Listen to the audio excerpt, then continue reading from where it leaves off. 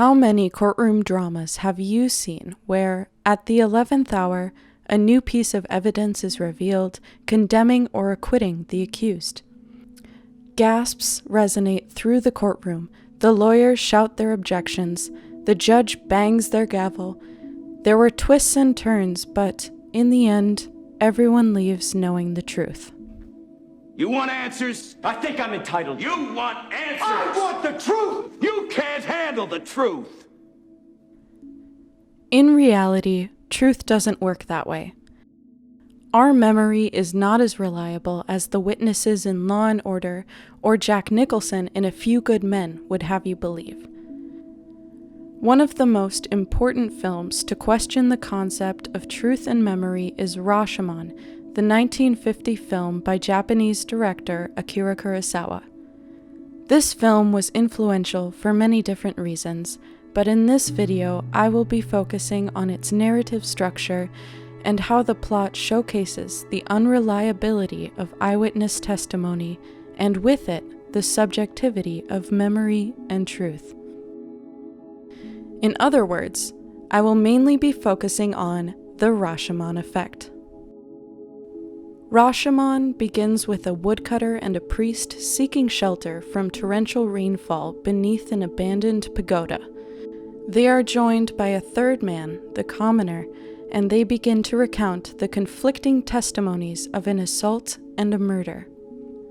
Jumping from past to present, the film shows the audience 4 different perspectives of the crimes.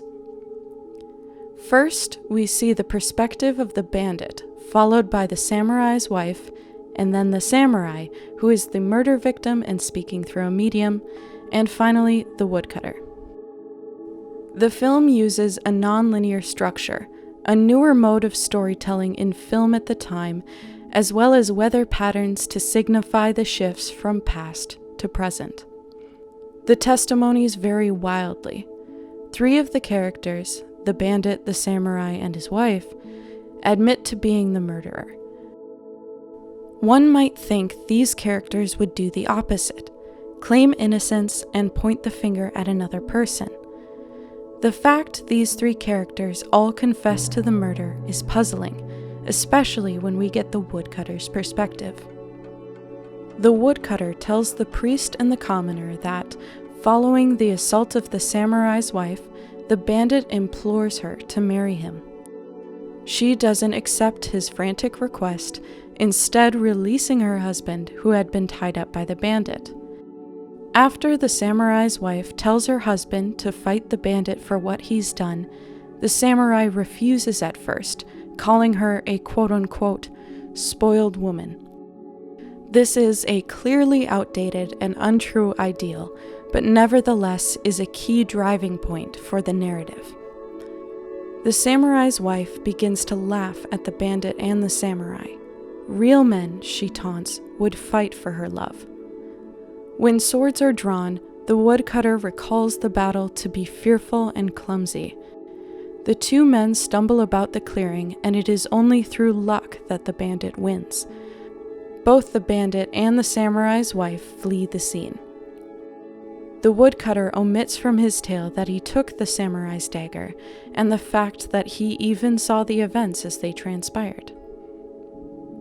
In the end, none of the stories can be completely true, but none of them are total lies. Whether it is through omission, twisting of facts, misremembering, or forgetting aspects of the story, there is no way for the audience to know the full truth. For better or for worse, we must piece together these testimonies and pass judgment to try to get as close to the truth as possible. The Rashomon effect, when an event is told in different, often contradictory ways by those involved, has been used in film since its inception, but it has been referenced in legal and psychological circles as well.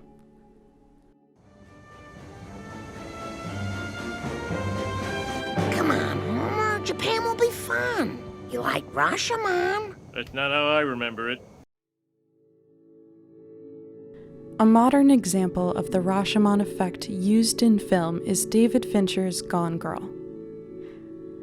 Gone Girl begins with one of the main characters, Nick Dunn, realizing his wife is missing.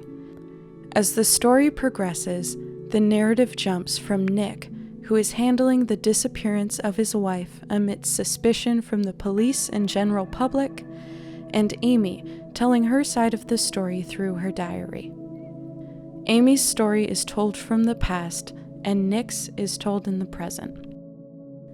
As Amy's diary progresses, we learn she became more and more afraid of Nick, who had become abusive as the years passed. This conflicts with parts of Nick's story, having no idea where she went, adamant he didn't kill her or have anything to do with her disappearance, while corroborating certain aspects. He's quick to anger, he's having an affair, he was going to divorce her. Then the middle of the movie slaps the viewer in the face. Not only is Amy alive, but she lied. While we never hear Nick's full side of the story, we know Amy's diary contains certain aspects of reality while fabricating others. In the end, the viewer is left with a sour taste in their mouth. Who's the good guy? Who's the bad guy? We're left to believe Nick's story is closer to the truth, but it is not that simple. The film challenges the very idea of good and bad and showcases the ambiguous nature of honesty itself. The uncertainty and subjectivity of memory, of the truth, is the underlying theme of both Rashomon and Gone Girl. It is the harsh reality the Rashomon effect forces viewers to confront. In reality, truth is not as clear-cut as film and television would lead you to believe.